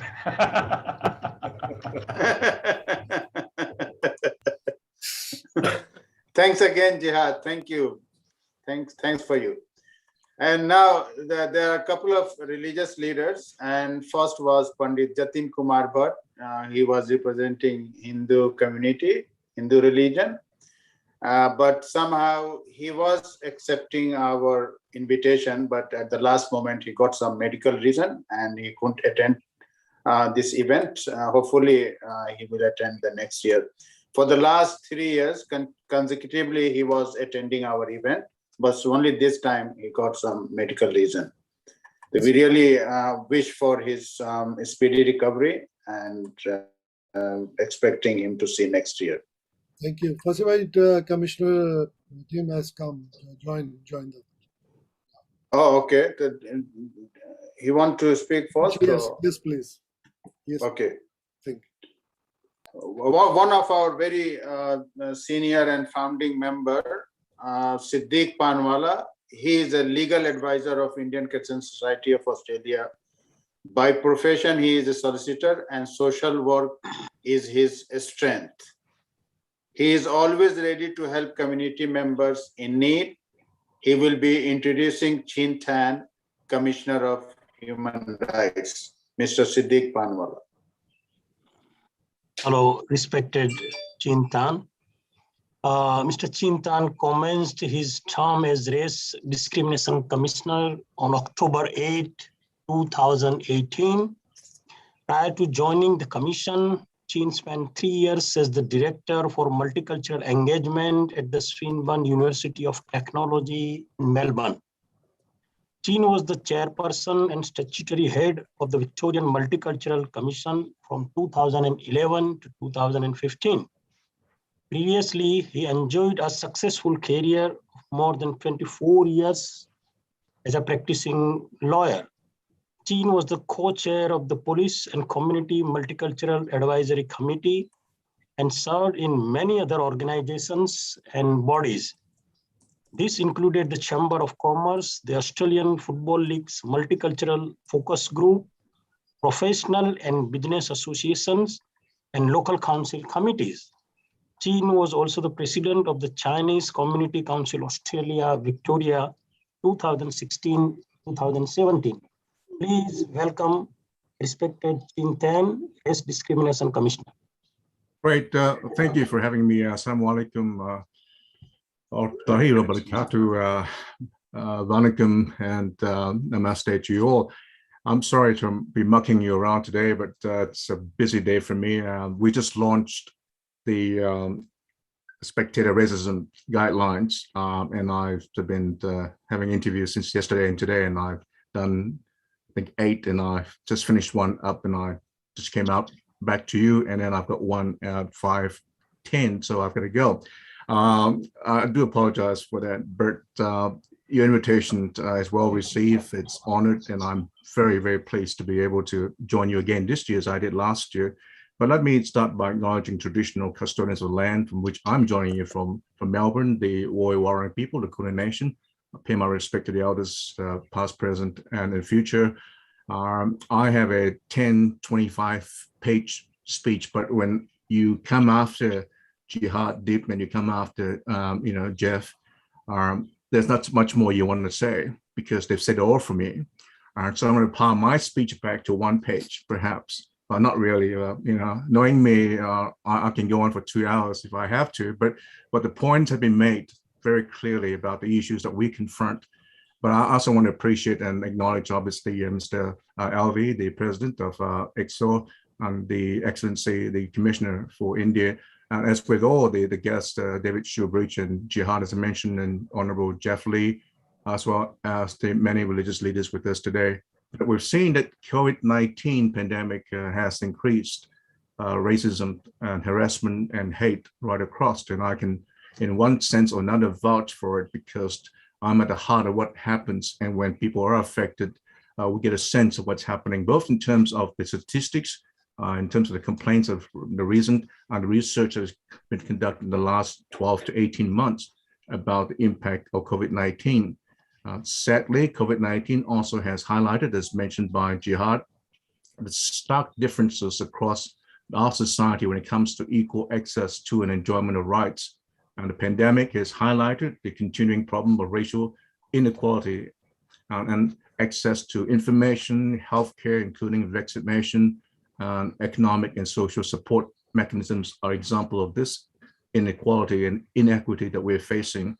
We can do better and we should do better because we pride ourselves as being a multicultural community and a society.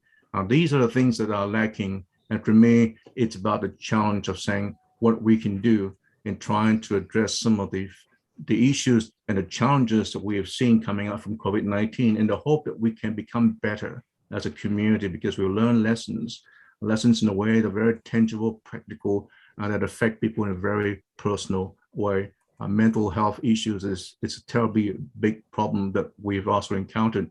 And the pandemic has also laid bare the complex intersections of racial inequity with other forms of inequity. And for me in particular, as Human Rights Commissioner, with my colleagues with different attributes to protect, such as gender inequity and inequities experienced by people because of their age or abilities. And they all link into this sort of difficult challenges and the problems that are being multiplied and expanded because of all these cross-intersectional issues that people have to face. But we've also noticed that online racism, extremism, grounded in race-based and religious-based ideologies present ongoing challenges and in fact has in some ways, in some areas increased as well.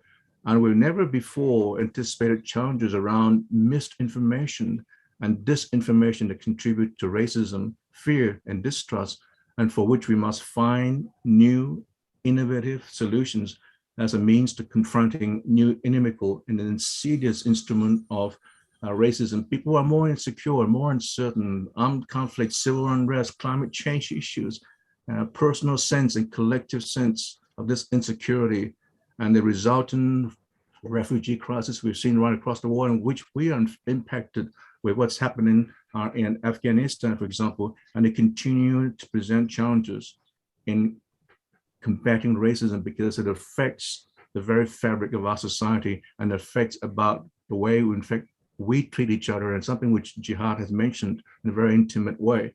So the responses are terribly important from our leaders, from our society as a whole, from groups like yours, and being able to call out and deal with it. Don't just call out, and because calling out sometimes is one of the simplest and the easiest way to tackle it, but it's also working in common to find solutions to ways in which we can make our society far better.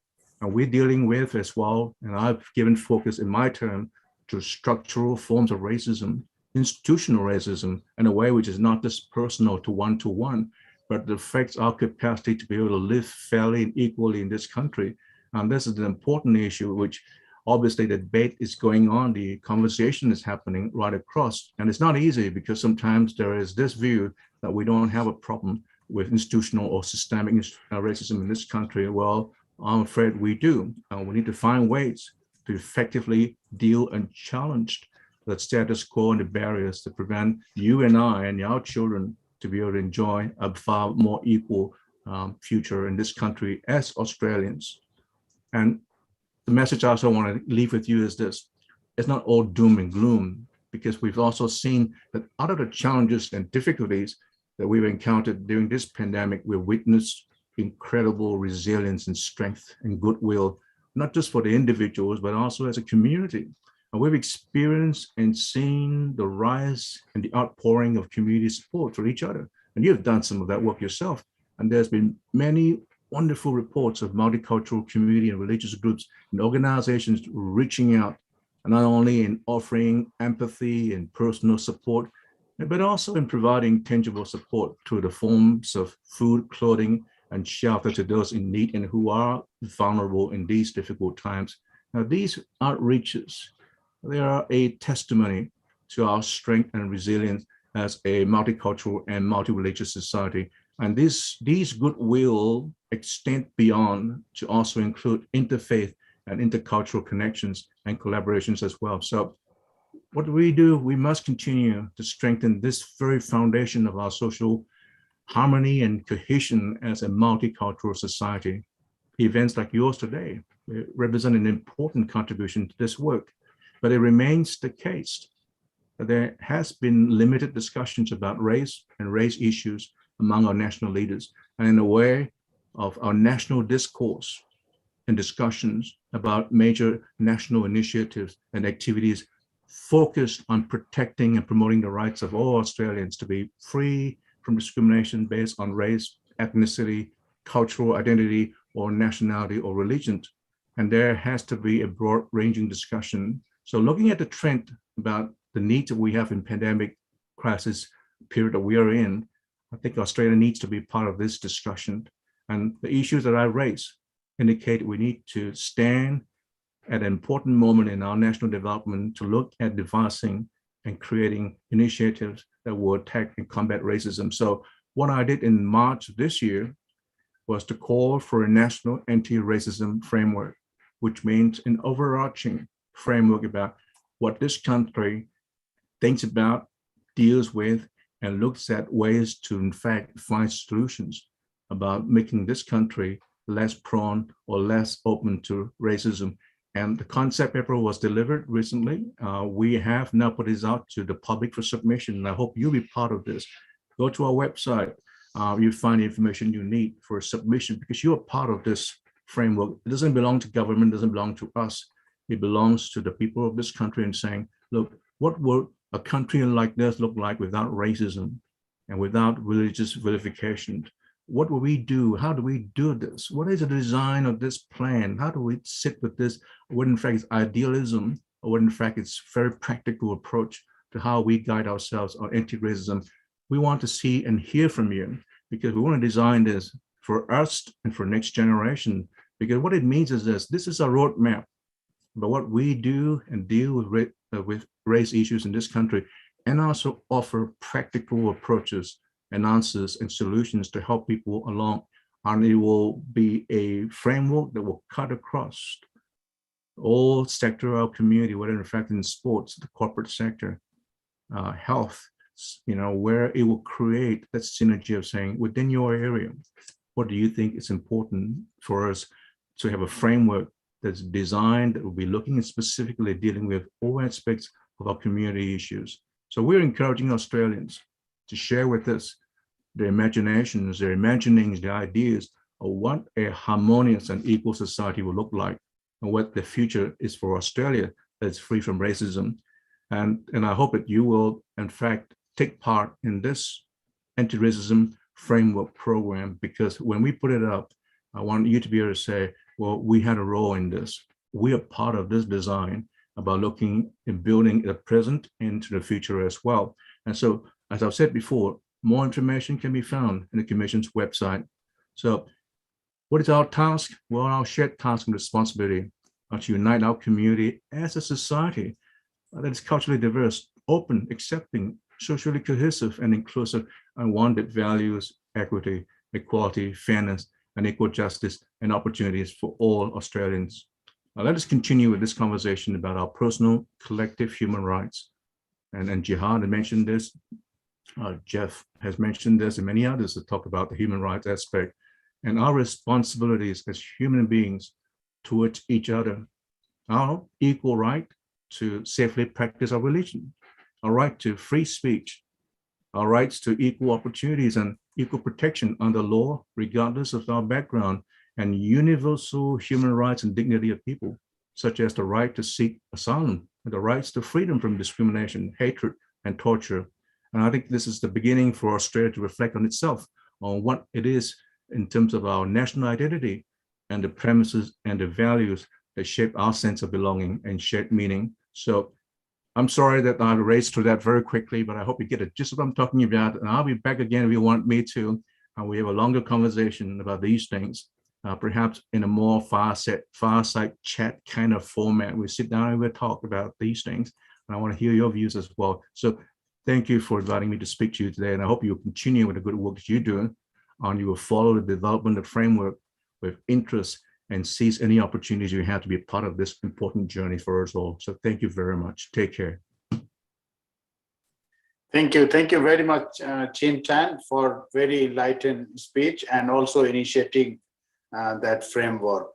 And I request all members, participants to be part of that framework, and they can give their input and be a good suggestion. And also they can make it more practical for the citizens. Thanks again, Chin. Pleasure. Now I would like to call our youth member, Isra Panwala, who is a first-year law student at UTS, has interest in dance and cultural activities. She is volunteering with Indian Christian Society of Australia and other social organizations for several years. She is going to introduce Rabbi Zalman Kastel. Isra. Rabbi Zalman was raised in a Hasidic Jewish tradition in a racially divided part of Brooklyn, New York. Encounters with Christians and Muslims have transformed him. He is the director of Together for Humanity's Foundation, an interfaith organization that fosters inclusive and intercultural understandings amongst school students and brings communities together. Please welcome Rabbi Zalman. Thank you very much. Assalamu alaikum. Thank you for the privilege to address you again. Firstly, to recognize the Indian Muslim community in Australia that I think has very long shown us a commitment to interfaith, both the Indian Crescent Society of Australia and the leadership of Abbas holding these events. But also I want to recognize Dr. Ashfaq Ahmed, who was one of the key inspirations behind the Eid festival in Fairfield. And long before most people recognized that interfaith was important, they were inviting people from different faiths to that festival. When I first started my work back in 2003, 2002, Dr. Ashfaq Ahmed shook my hand warmly, and I could feel that his comments about the work of people coming together was something that was very dear to his heart, and I wish him good health and continued leadership and inspiration in the community. I also want to briefly respond to the question about assisted dying. Judaism emphasizes the sanctity of life and compassion for and palliative care. So rather than ending a life when someone is in pain, within certain limits, there are certain situations where we don't have to heroically prolong a life. If someone is dying, there are certain complex details in Jewish law, but I think the religious leaders and communities should be talking to each other about issues of common concern, and certainly laws about assisted dying are of concern to religious leaders and religious communities, as pointed out in the very learned question in the comments. I want to talk about the topic, though, about social harmony during COVID. Now, we know that many people have suffered, many people have died, lost their lives, people have lost loved ones, both here in Australia and also in other countries. We know that the situation in India was very difficult.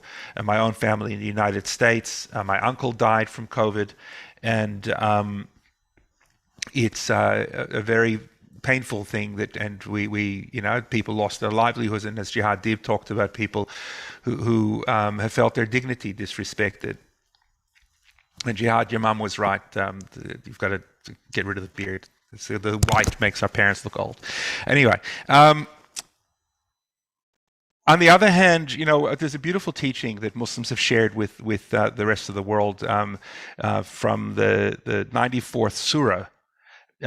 With hardship comes ease, or to use secular language, there's a silver lining in every cloud. One of the great things about what we've learned from going through COVID is that place doesn't matter so much. It's been pointed out that here we are sitting, Jihad pointed out that we're sitting in Sydney, we've got guests here from New Zealand and from other parts of the world, and geography matters less now than it did. I'm talking to you from the north part of Sydney. There are people here from all other different places, and we can talk to each other without needing to travel. In recent weeks, during the last lockdown, Kalisha Bennett is a female Muslim educator and a scholar who works for Together for Humanity, and I, a Jewish rabbi, we've spoken to children in schools all across Sydney about our faiths without leaving our homes. I talked about Jewish marriage. Kalisha talked very movingly about her experience of Hajj. Reading her Hajj diary, talking about leaving her children in Sydney while she traveled to Hajj and what it meant to her. And the students were very moved by Kalisha's story and connected with her and felt an empathy with her, a connection with her. And she didn't need to leave her home. Before COVID, it would have been involved hours of travel and parking, either for Kalisha or for me. And now we can do it without traveling for a second. It's just a matter of clicking on a link, and there you are in a school anywhere in Australia. And this creates a great opportunity for interfaith harmony and interfaith understanding.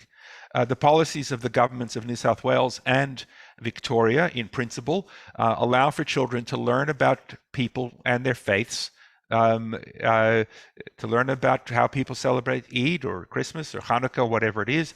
The Victorian government explains their policies as follows. They say the purpose of religious education delivered as part of the Victorian curriculum is to ensure that every young Victorian learns about the key tenets and beliefs of major world religions. While government school education must be secular, learning about religious and other worldviews is an important part of learning about the contemporary world. The Victorian government continues to say that the curriculum is delivered by qualified teachers, ensures that all students, regardless of their background or faith, can learn about the ideals and values that define a modern multicultural Victoria. New South Wales has similar policies, not quite as clear and strong as Victoria possibly, but there's also scope within the New South Wales curriculum for people to learn about different faiths. There's a big problem with this, though. The problem is that the idea is that qualified teachers will teach about different faiths. And how can a qualified classroom teacher who is an atheist teach their students about how a Jew might feel energized and joyful in their heart, feeling safe and calm in their soul because of faith in God's protection? Can such a teacher convey what Ramadan means to many of the guests at this forum today? I know that I can't, even though I've been in dialogue with Muslims for about 20 years, I would not presume to be able to speak about what Ramadan means for a Muslim. And the answer in 2019 is that teachers couldn't, and therefore they didn't teach about people from different backgrounds and beliefs.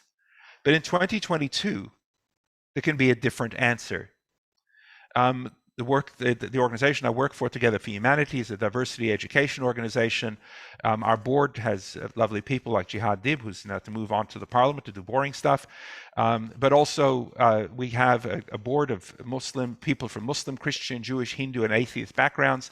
And we've been supporting schools for 20 years, dealing in secular schools to teach about people with different beliefs.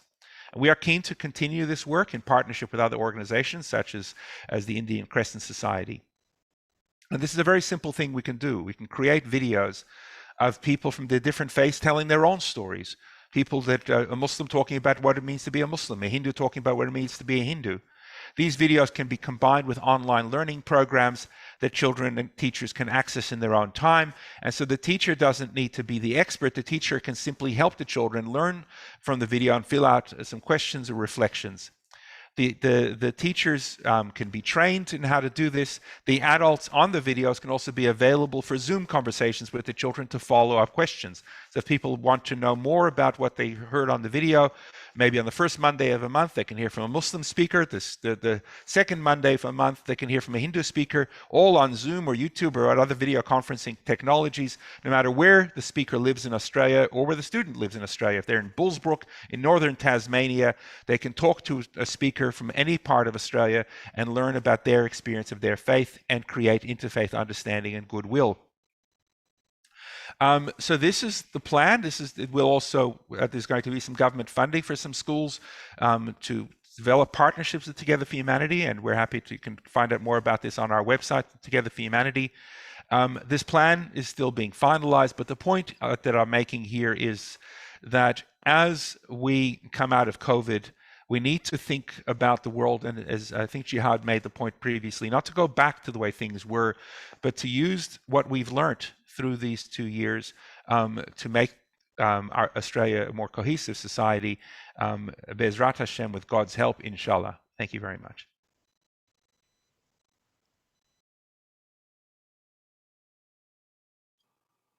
Thanks. Thank you. Thank you very much, Rabbi Zalman Kastel. Thank you very much for such a wonderful talk. Thank you. Now I would like to invite our another youth member, Alina Jafar, to introduce Maulana Nazirul Hasan Thanvi Sahab. Alina Jafar is she is doing Bachelor in Computer Science with the UTS, and her major subject is cyber security. And Alina is also involved with so many social work and also doing volunteering with Indian Crescent Society of Australia for several years. I would like to invite Alina Jafar to introduce Maulana Nazirul Hasan Thanvi Sahab. Alina. Yep, thank you so much for inviting me.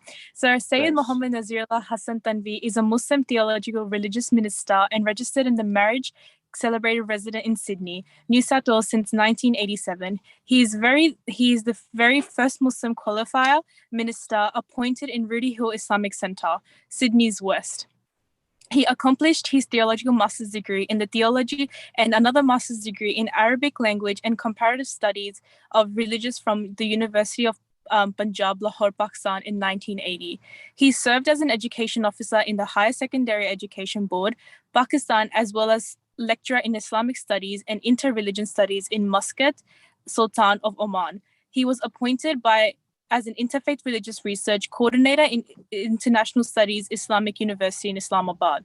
During his career responsibility in Australia, he has actively participated in the interfaith.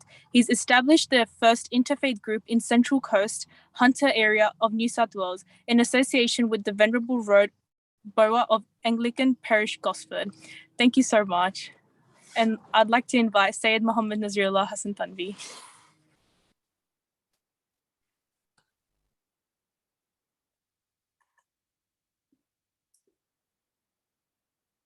जी मौलाना साहब. वसी भाई वो line पे नहीं है, connect नहीं हो रहे हैं. आप नेक्स्ट स्पीकर के लिए. Thank you. Okay.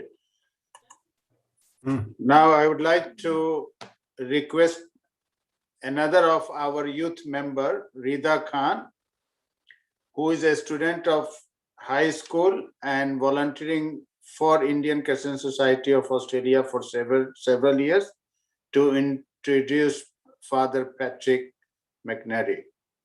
Rida Khan. Rev. Dr. Patrick McNary is a Colombian missionary priest who was assigned to Pakistan for over 20 years.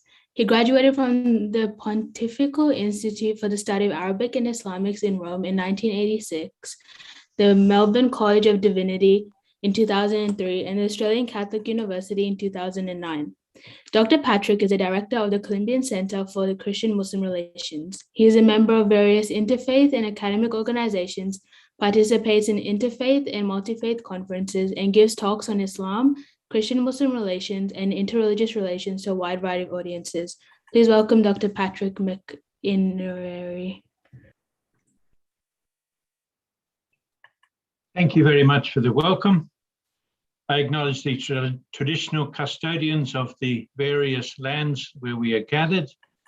I acknowledge also the High Commissioner of India and the Race Discrimination Commissioner of Australia.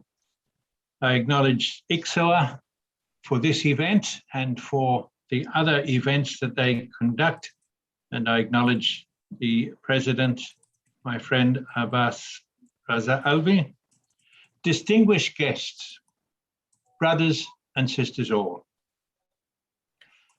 I've been asked to speak on social harmony and human rights in interfaith during COVID in 3 minutes. The topic is vast, but I will be brief. What I want to say, I have already said in my opening words of address. Brothers and sisters all. Social harmony. Social harmony is treating all others with equal dignity, respect, and care, acting as sisters and brothers. Human rights. Human rights is treating all others equally and justly, acting as sisters and brothers. During COVID, unfortunately, during the lockdown in Sydney, there was different treatment of people from different areas in the East and in the West. And while there were different circumstances, to be precise, rates of infection and different demographics, which may well have warranted different approaches, the communication and the manner of implementation were certainly lacking, creating disharmony, inequality, stress, resentment, and anger. In contrast to this tale of two cities, I acknowledge the many faith organizations who provided food and care packages for the isolated who were in need. Sikhs, Muslims, Christians, Hindus, and others, as well as secular agencies, treating others without regard for race, religion, ethnicity, or creed, but simply as a sister or brother in need. I acknowledge also the many frontline health workers who risked their lives in caring for those infected with COVID and risk bringing it home to their families. They showed care and concern for our loved ones when COVID restrictions prevented us from doing so. And in doing so, they proved themselves to be sisters and brothers to us, and especially to those in their care. I acknowledge also the unsung heroes, the daily essential workers who did the myriad mundane tasks that kept life going, delivering supplies, stocking shelves in supermarkets, driving buses and trains. Workers and tasks too numerous to mention, but on which we all depended for our daily needs. They cared for us, they provided for us, they were brothers and sisters to us in our need. For me as a Christian, And for those of us who believe in God, it is faith in the Creator of us all that obliges us to treat each other as sister and brother. For those who do not believe in God, our common humanity is the same standard that obliges us to treat each other as sister and brother. I'm not naive. Neither faith nor humanity guarantee fraternity.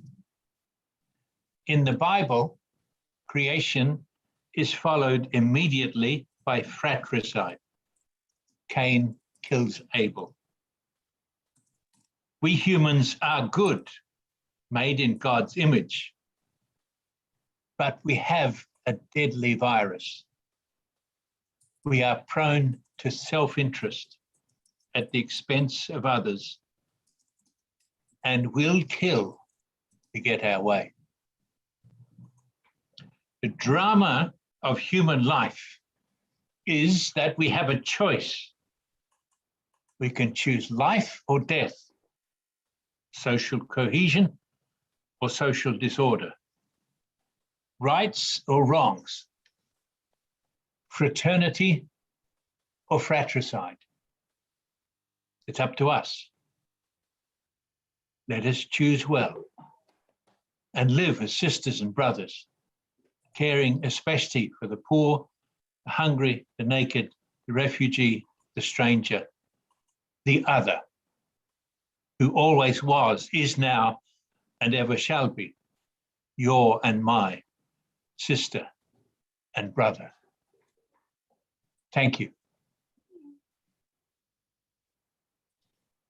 Thank you very much, Father Patrick. Thank you so much. And now I would like to invite Maulana Nazir Hassan Thanvi Sahab. Thanvi Sahab, if you are there, please respond to our call. Masih bhai, he is not here, please. Now we are left with the vote of thanks.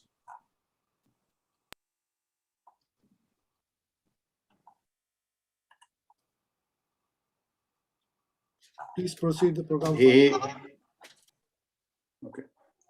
Now I'd like to invite one of our very proactive member of Indian Christian Society of Australia, and he is also associate coordinator of media committee, and he is presenter correspondent Kehte Sunte Radio. I mean Tawfiq Ahmad Sheikh. I would like him to present the vote of thanks. Tawfiq. Thank you, Fazil bhai. Appreciate the opportunity. Allow me, people present, to begin this address of vote of thanks by a conversation which Prophet Moses had with God before he was heading to meet the Pharaoh. He said, Rabbi shrah li sadri wa yassir li amri wahlul uqdatam min lisani yafqahu qawli. Amma ba'd. What he intended to pray from God was, let not my words be an impediment to my intent. And I do begin this vote of thanks with the same request with you all, and pray to God that the intent is reached as intended. Today we had some excellent speakers speaking on the basis of peace, communal harmony, and at the same time, we did see a vibrant interaction going on in the comment sections as well.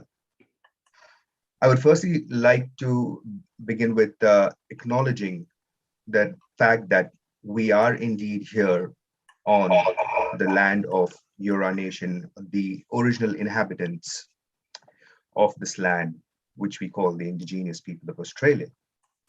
And I do speak here from the land of Dharuk, which indeed is a part of the Eora Nation.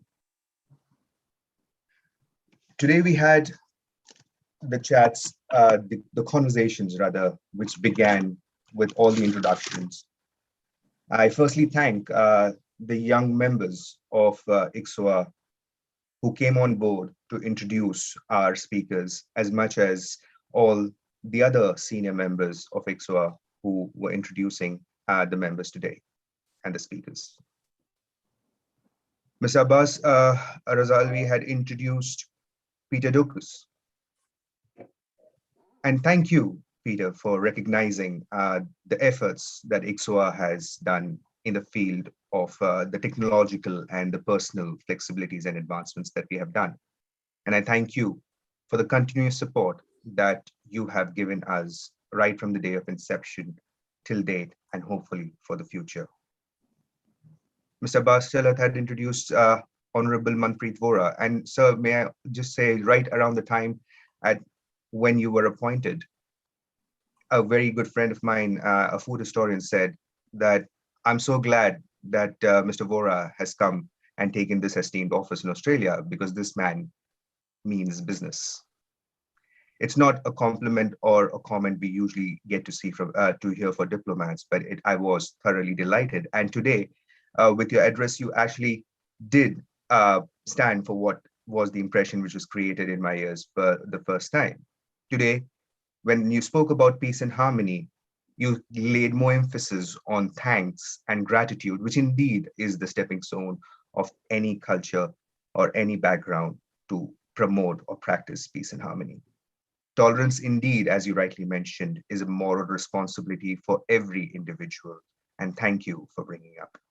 Amreen, you had done a beautiful work of introducing Mr. Jeff Lee. And Mr. Jeff Lee, if you are here and listening, the one thing I would say is that I, for one, have no doubts with regards to what you stand for and what you just said today, because you are friends with your adversaries as much as you're friends with your partners, and your partnership and your friendship with Honorable Jihad Dib is something which I have always been in admiration of, because coming from the Indian political system and living in Australia, I don't see that very often in the political spectrum of India. So thank you for encouraging a healthy democracy by respecting and being friends with your adversaries as well.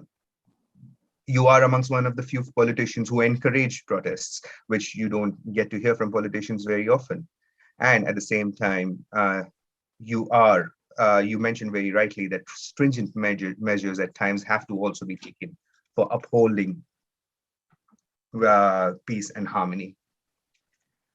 When Farida Appa had introduced David Shoebridge, I do want to thank David mostly because by far you are one of the most accessible politicians I have ever come across in my life, to the point that you wouldn't even mind having an opinion given in a WhatsApp group which you are pulled in, which most politicians usually avoid. You kept your address brief, but you called out a very important part of it, that be it community or be it religious leaders, it is our innate responsibility to call out hate speech. I'll move on from there towards Honorable Jihad Dib, who, sir, whenever you speak from heart, and that is evident with the popularity and the support that you share, not only within your constituency, but the larger Australian population as such. You've always spoken for others, and you have always spoken in the sense which has inspired action. And today, what you did was very similar in your address as well, when you put the responsibility that if you want to be spoken for, you have to start speaking for others at the same time. So thank you for bringing up such an important part. Honorable Chintan, thank you for once again supporting the cause of what ICSOA does. Thank you for your friendship, and thank you for going beyond the fact that calling out is not just important. We need to have a structural and strategic approach towards social and institutional discrimination. Congratulations in terms of putting across your anti-racism framework, and I can speak on behalf of all the members of ICSOA that Indian Crescent Society of Australia has full support to this particular framework. ISRA ended on, ISRA continued to introduce Rabbi Zalmal Castell, who had to also leave today. But the fact that Zalman Castell has been an old friend of Indian Crescent Society of Australia, and at the same time, the amount of work that he does with the youth, with the schools, and not just limiting to the youth in the schools, but the schools and the policies around, goes to show his understanding and his organization's understanding of how important it is to inculcate peace and harmony and the value for peace and harmony at the young age as well. I do thank Maulana Nasirul Hasan Thanvi Sahab, who couldn't make it today to speak and address the people today, including Pandit Jatin, who always has been a friend of Indian Crescent of Society of Australia. I do hope the reasons of your absence or the unfortunate happenings that had happened are now taken care of, and I wish you are in the best of health and best of health. Rida lastly had introduced Father Patrick McInerney. Father Patrick, you said a long speech, of course, says very much the same things when it comes to articulating it in a nutshell, and you did articulate your entire speech in the very first line. Brothers and sisters all, and thank you for giving us that quotable quote. You rightly brought out the paradox of what human nature is, as at one stage where we are created in the image of God, but at the same time, we do work with self-interest. So thank you for raising that important aspect of it, because within that paradox is where the faith lies, that at the end of the day, your test of faith is as a matter of choice. It is the choice that you make. Lastly, I would like to thank all the members of the media as well present who have agreed to talk about this particular interfaith program within your circles and within your networks. More so, you are equally important when it comes to spreading the message of peace and harmony. I do also like to thank the members of the audience for being present. At some stage, we were touching more than 70 to 75, and as Honorable Jihad Dib had mentioned, that we have indeed come across a long way from having parliamentary sessions, parliamentary participation for interfaith, and as against doing it today, where we had not just the local members or local promoters of peace and harmony, but we have a global participation today. So thank you for being a part of this. Lastly, I do also want to compliment the people who were commenting on the chat. And in that spirit, I do see that there was a chat which mentioned that we did not speak enough about the atrocity in Bangladesh happening to the minorities in Bangladesh. So my brother, if I may say it this way, in the spirit of the Quran, where it says, killing one human is equal to as if it kills the entire humanity, and saving one life is like you have saved the entire humanity. In that spirit, I do condemn, irrespective any of the atrocities happening within the minority, whether it is the minorities of Bangladesh, minorities of India, Pakistan, Afghanistan. And in that case, I would also want to condemn any and every form of violence within our society, be it religious, be it social, be it institutional. What I would want to conclude my speech with is simple address by one of the greatest presidents that we have recently had in modern India, with the words of late APJ Abul Kalam, our president, ex-president. He articulated peace and harmony in a short little paragraph. And if we do inculcate this in our lives, I believe we don't have a better definition to adhere to. I end by these words: where there is righteousness in the heart, there is beauty in the character. When there is beauty in the character, there is harmony in the home. When there is harmony in the home, there is order in the nation. And when there is order in the nation, there is peace in the world. Assalamu alaikum wa rahmatullahi wa barakatuh.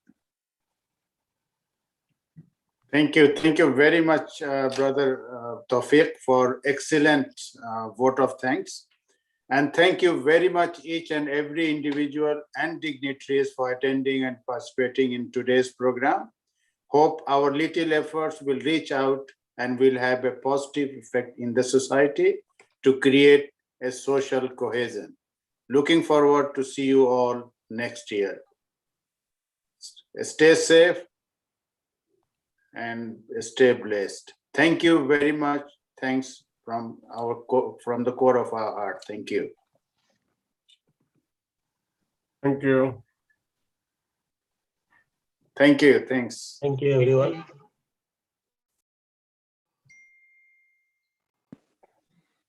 Thank you. Can I request the members of ICSOA to please stay back for a quick debriefing? We can start. Yes, we'll have another link for that, but just to stay back so that we can discuss this. Thank you, everyone. Thank you.